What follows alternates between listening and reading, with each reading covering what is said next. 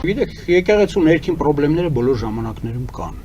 Գոյություն չունի կրոնական այնպիսի հաստատություն, որը համաշխարհային սփռում ունի, եւ մեր եկեղեցին փաստորեն համաշխարհային կառույց է որպես այդպեսին, որի մեջ գոյություն չունենան խնդիրներ։ Դա անհնար է, ճիշտ այնպես ինչպես ասենք կաթոլիկ եկեղեցում, ասենք որ խնդիրներ չկան ընդհանրապես, կամ կարող է լինել մի ժամանակ, երբ որ այդ խնդիրները չեն եղել կամ չեն լինելու։ Այդպիսի բան չկա։ Ուրիշ հարց է, որ մենք եկեղեցու հետ կապված խնդիրները այսօր դուրս ենք բերել որպես քաղաքական օրակարգ։ Արդյոք դա քաղաքական օրակարգ է, թե դա կեղծ օրակարգ է։ Իմ խորին համոզմամբ դա կեղծ օրակարգ է, որովհետև կամայական օրակարգ, երբ որ մենք ասում ենք, որ սա մեր քաղաքական օրակարգն է, պետք է լինի այնպիսի իր պրոբլեմատիկայով, որ դրան արձագանքի ողջ ժողովուրդը, կամ նրա մեծամասնությունը, հակառակ դեպքում ինչ օրակարգի մասին է խոսքը։ Եթե մենք դնում ենք, ասենք, կոնկրետ ինչ-որ մեղադրանքներ, որ եկեղեցին այսպիսին է, նրա գլուխը այսպիսին է, եւ այդ ամենով որ տոկոսն է այսօր հետաքրքրված Հայաստանի կամ Հայաստանի Հանրապետության քաղաքացիների։ Երևի 1-2%-ը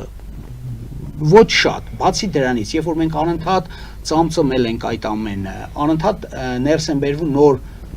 արգումենտների փորձեր, այդ ամենը բթացնում է նաև հասարակությանը։ Ես այլ համարում եմ շատ բացասական, նեգատիվ երևույթ, որ չի կարելի բթացնել հասարակությանը։ Վերջապես ինչ է այդ եկեղեցին։ Եկեղեցին անհիշելի ժամանակներից եկել է հասել է մինչև մեր օրը որպես յուրօրինակ առանցք։ Այդ առանցքի մեջ ինչքան էլ զավեշտական չի, գոյություն ունի նաև մեր հեթանոսությունը։ Չնայած հեթանոսության փոխարեն է քրիստոնեությունը ի հայտ եկել, համարում ենք մենք այդպես, բայց մինչև 16-րդ դարը արևորդիներ ենք ունեցել մեր երկրում եւ դուք պարզ կարող եք տեսնել անգամ մեր դյուցազներգության մեջ, որտեղ խառնված է հեթանոսական արևի պաշտամունքը եւ քրիստոնեությունը, հա, ես ուղղակի օրինակը բերեմ, որ դա մերկապարանոց չհնչի, երբ որ Սավս Դավիթը պետք է վեր կենա եւ փշի այն ջաղած քարը, լուսնի ուժը, որը նրան սեղմում է ներքև, նա ոտքի է կանգնում ու ինչ է ասում. Ով Մարութա Աստվածածին։ Աստվածածինը հասկանում ենք բոլորս, որ դա քրիստոնեության հետ կապված երևույթ է, դա Հիսուսին աշխարհ բերած Մարիամ Աստվածածինն է։ Ով Մարութա Աստվածածին, խաչ պատրաստի իմ աջ բասկին։ Ձեզ եմ կանչում էսնեղ ժամին։ Այսինքն այդ ամենը միաձուլվել է իրար հետ, առաջացնելով այն առանցքը, որը մշակութային տեսակետից մինչև այսօր ի վիճակի է սնել, ի վիճակի է մեր ժողովրդին տալ այն էներգետիկան, որը այդքան անհրաժեշտ է այսօրվա իրավիճակը հաղթահարելու համար։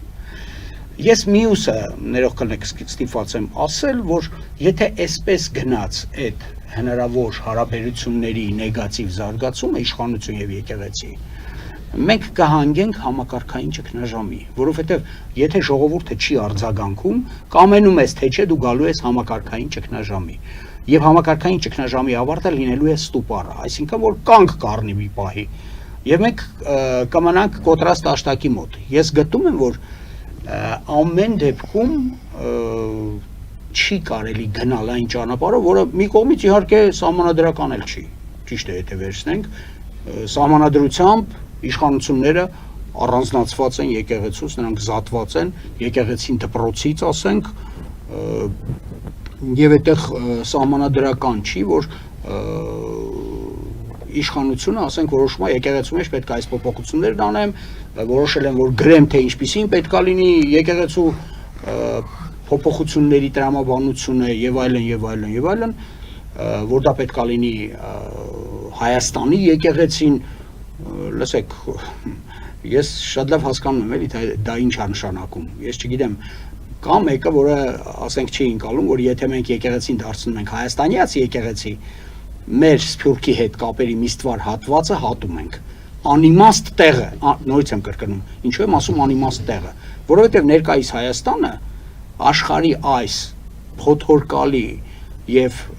պայթյունավտանգ իրավիճակի մեջ այդ մեծ կշիռը Իրանից չի ներկայացնում։ Այ հայոց բազմությունը ներկայացնում այդ կշիռը։ Եվ հանկարծ մենք հիմա որոշել ենք, որ մեր հաղթակարտերից գլխավորը կորցնենք։ Ինչու՞։ Այս էլ այն շատ հետաքրքիր է։ Այսինքն չի տեղավորվում իրական Հայաստանի կոնցեպտի մեջ, որը որ հիմա իշխանությունը։ Որ մենք ասում ենք իրական Հայաստան։ Եթե իրական Հայաստանը առանց Մասի Սարի է, իրական Հայաստանը բարեկամն է Թուրքիայի, բարեկամն է Ադրբեջանի, այդ դեպքում բերեք մի հատ էլ պարզենք, էլի, Տիգրան ջան, իմ համար շատ միշտ էս հարցը տվել են, պատասխան չեմ ստացել, թե հայերի ինչ բազմությունն է, որ համարում է հենց այդպես, որ նրանք մեր բարեկամներն են, եթե նրանք իրենց պետական քաղաքականությունը պարբերաբար հագեցրել են հայացիացությամբ սպանություններից սկսած եւ վերջացրած ամենակեղտոտ հերյուրանքներով հայ ժողովրդի հասցեին։ Հիմա ինչի մասին է խոսքը, էլի, մեր ոնց հալնում, որ մեկ էլ հանգարց մենք բարեկամանում ենք եւ համարում ենք, որ որևէ վտանգ չկա։ Որ արդյոք այս կոնցեպտի հետ այդ համահայկական եկեղեցու գաղափարը ուղղակի խոչընդոտ է հանդիսանում այս կոնցեպտի իրականացման համար։ Շատ լավ խոչընդոտ է հանդիսանում, բայց այդ դեպքում աշխարհիկ իշխանությունները պետք է առաջ տանեն իրենց ծրագիրը եւ դիմեն ժողովրդին ստանալու համար ժողովրդի համաձայնությունը, ոչ թե եկեղեցու համաձայնությունը։ Այդտեղ եկեղեցու համաձայնությունը երկրորդ դերում է, երրորդ դերում է։ Ես կասեմ, որ մենք եկեղեցին որպես ինստիտուտ ենք դիտում, չենք դիտում անհատները եւ այս կոնֆլիկտը համաձայնում պարոն Խաչատրյանի հետ, որ Արեստոտինը մենք մեր դիրքորոշումը հայտնել ենք քաղաքական իշխանության համար լուծումը մի քանի հարց, առաջինը անգլերեն կոչվում է crisis control, ստեղծում է արհեստական ճգնաժամ, որը որ կարգավորում է, քանի որ ոչ մի իշխանություն չի կարա դիմանա ճնշումներին, պետք է ստեղծի ճնշում, որը որ կարգավորում է, հետո լեգիտիմացնում է կառավարվող ընդդիմություններին, որ իր կողմից ստեղծված է, այդ կառավարող ընդդիմությունները հանդես գալով կամերաների դիմաց ձևավորում են առաջի դեմքերը, որը որ Հայաստանում մեծ պրոբլեմա ցուցակի առաջի դեմքեր չկան, բոլոր այդ կուսակցությունները տարապում են այդ առաջի դեմքի համար ցուցակի, հետո անգլերեն responsibility shift, այսինքն պատասխանատվության փոփոխություն, մի խոսքով մի քանի հարց է լուծում, բայց հիմա գանք բուն իմաստին մի թեթև շեղվենք թեմայից 631 թվականին, երբ որ մարգարե Մուհամեդը մեռնում է, պատմական դեպք է, դրանից հետո պետք է, քանի որ որդի չի ունենում, Ֆաթմայի ամուսին Ալին պետք է ղեկավարի այդ կրոնական կողմը, բայց լինում են նրա անգերները, Ալին լինում է 4-րդ, այսինքն Աբու Բակրը, Օմարը, Օսմանը, Ալին, եւ ստեղծում է պարակտում, Սուննա Շիա։ Դարերով այդ պարակտումը երբեք չի վերացել, ոչ ոքի չի հաջողվել այդ պարակտումը 15 թվականին Քուվեյթում մսկիթ պայթացրեցին, Սաուդյան Արաբիայի մեջ միշտ խռովություններ, այնտեղ կա երկու տեսակի շիա, մեկը այդ հասավիներն են, մյուսը հրեական մնացած, որ հութիների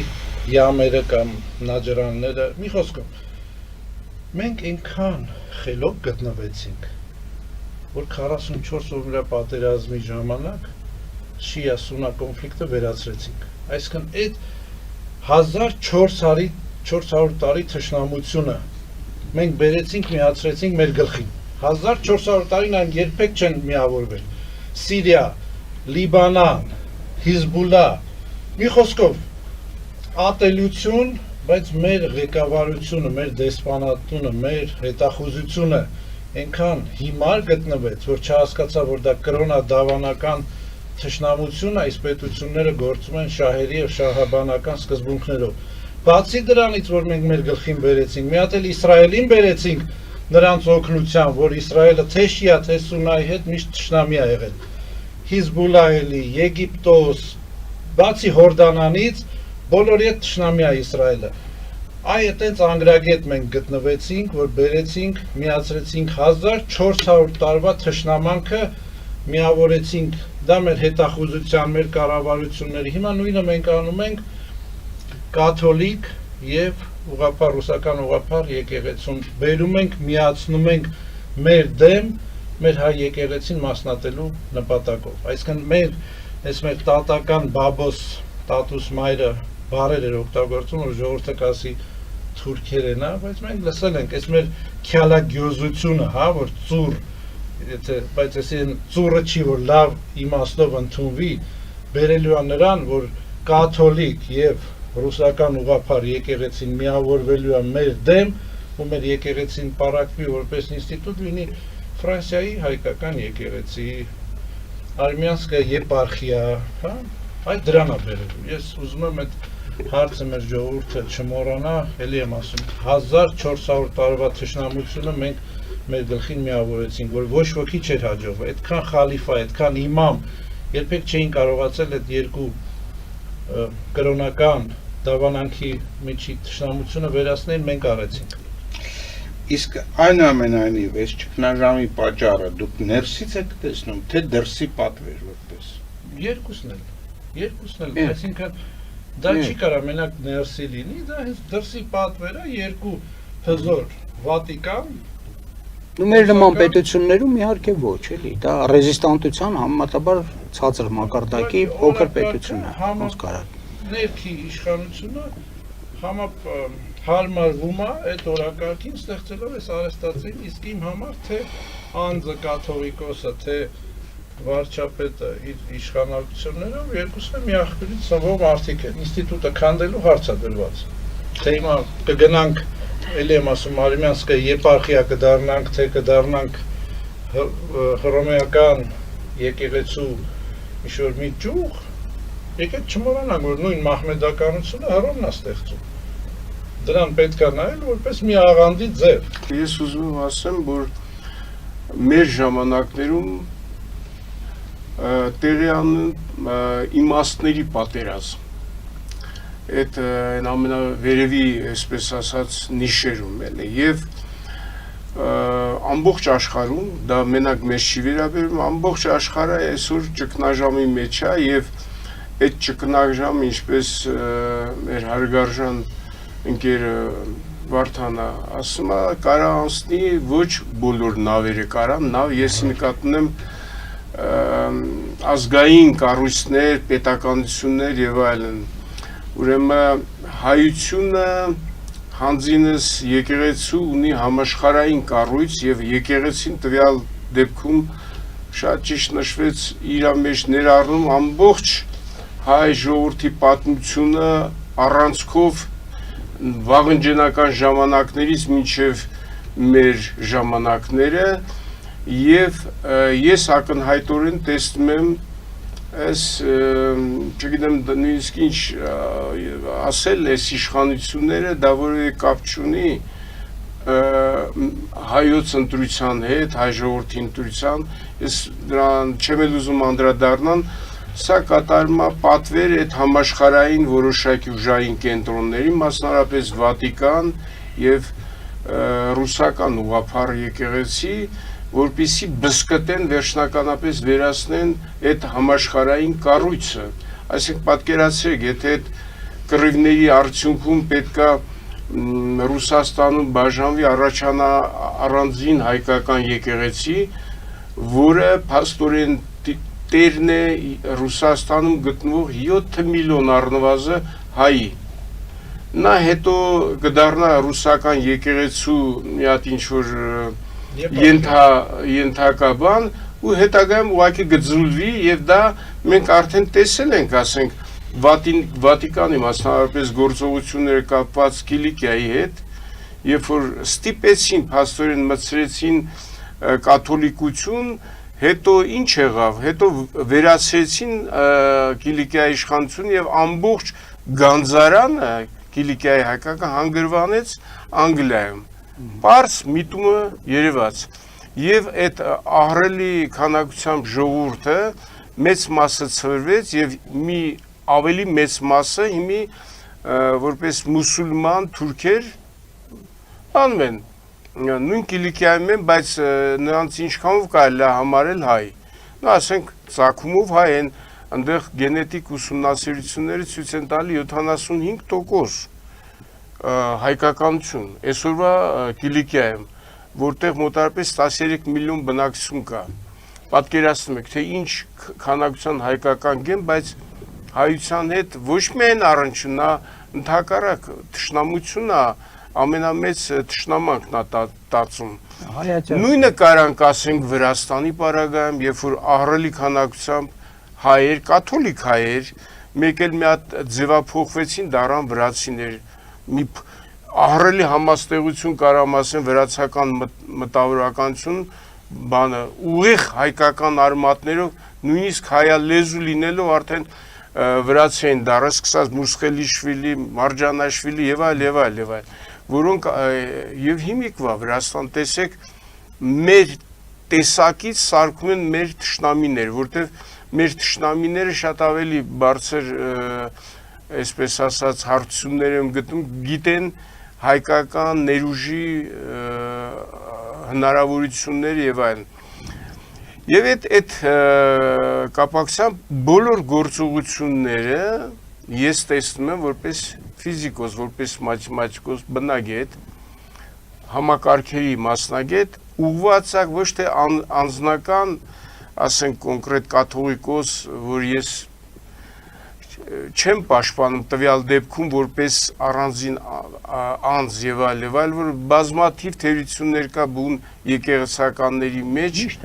այո, դա միշտ է մի ավելի խտացված երևում, հա, բայց դա չի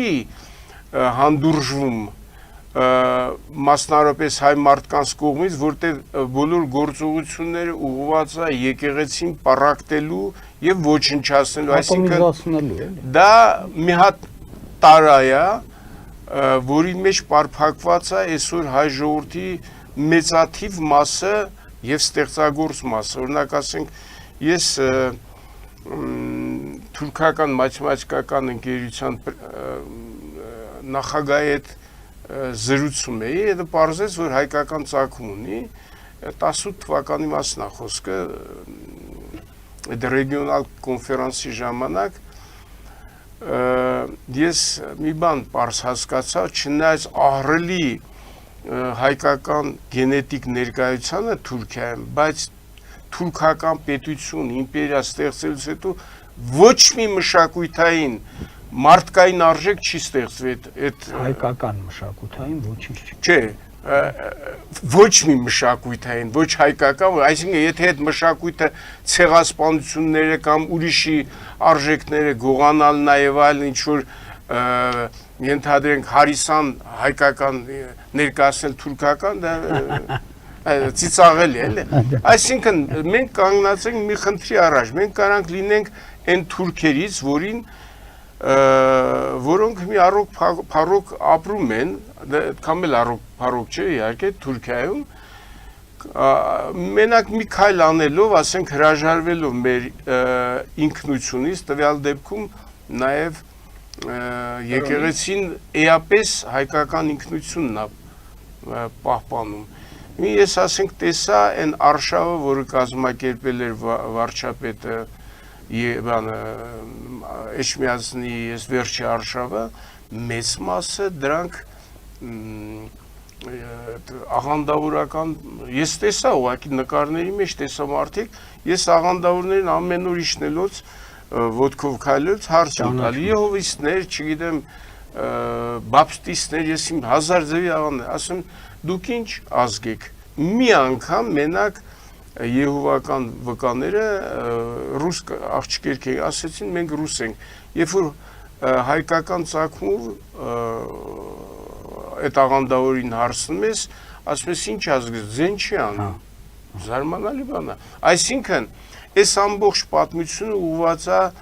մասնատելու, ջլատելու, ատոմիզացնելու հասարակություն եւ հայկական ինքնության վերջը խաղաղ ճանապարհով առանց պատերազմների դնելու, որով շահագրգռված են, ես ասեմ, համաշխարհային ուժեր, որտեղ հայությունը ահռելի եւ ժառանգությունաթող է, որին շատ արագ կհայտնվեն տերերը։ Հիմա արդեն հայտնվել են, ասենք այնա տպագրում են, որ վրացիների իրանց հերթին, ադրբեջանցիների, հայկական սակրալ նշանները վրացական փողի դրամի վրա է, ասենք եւ այլն։ Իմ համար ակնհայտորեն է այն ինչ ես մտածում եմ, գուցե մեր հարգարժան գործընկերներին մի փոքր բարձունակ թվա, բայց դա իմ կարծիքն է, նաև հենված լինելով այս ժամանակաշրջանի